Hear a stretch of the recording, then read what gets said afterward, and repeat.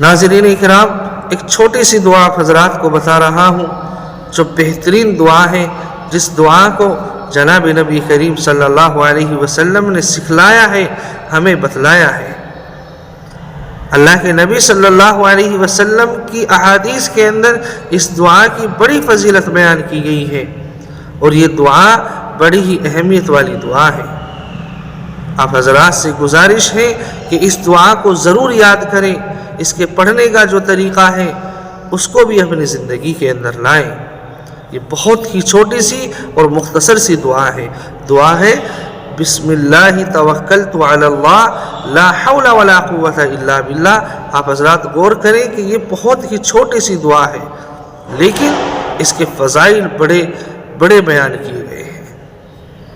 آپ حضرات اس دعا کو یاد کرنے کی کوشش کریں گے نا انشاءاللہ۔ آپ تمام لوگ اپنا ارادہ بنائیں کہ ہم اس دعا کو ضرور یاد کریں گے۔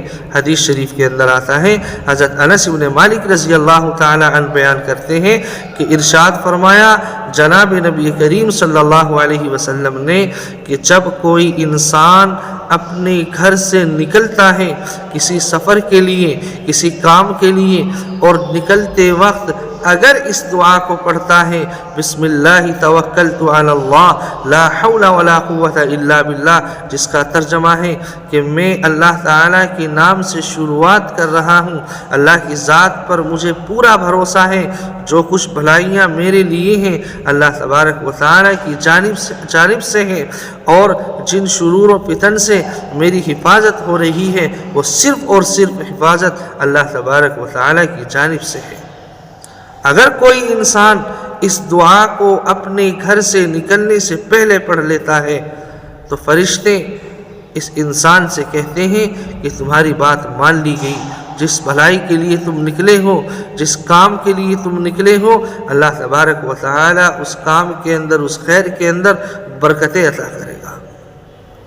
اور ایک دوسری حدیث کے اندر آتا ہے کہ جب کوئی انسان اس دعا کو پڑھتا ہے بسم اللہ توکلت علی اللہ لا حول ولا قوت الا باللہ، اور پھر سفر کے لیے جاتا ہے یا کسی بھی کام کے لیے وہ نکل رہا ہے، نیک کام ہے، بھلائی کا کام ہے، تو اللہ تبارک و تعالی فرشتے جو اللہ تعالیٰ کی جانب سے مقرر ہیں وہ فرشتے انسان سے کہتے ہیں کہ اللہ تبارک و تعالی آپ کے لیے کافی ہے اپنے اس کام کے اندر۔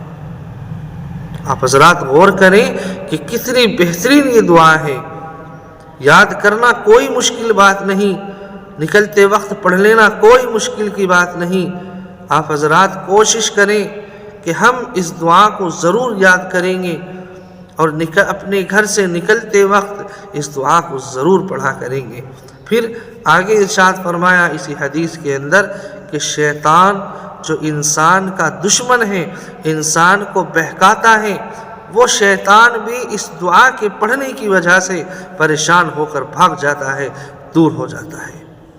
آپ حضرات اس دعا کو ضرور یاد کریں۔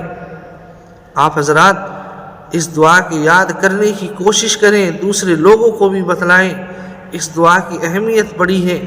اللہ تبارک و تعالی مجھے بھی، آپ کو بھی، اور تمام امت محمدیہ کو اس دعا کے پڑھنے کی توفیق عطا فرمائے، اور اللہ تبارک و تعالی آنے والے وقتوں میں بھی، آئندہ بھی اسی طرح کے وظائف، اسی طرح کی دعائیں ہمیں بتلانے کی، آپ کو یاد کرنے کی، ہمیں بھی یاد کرنے کی توفیق عطا فرمائے۔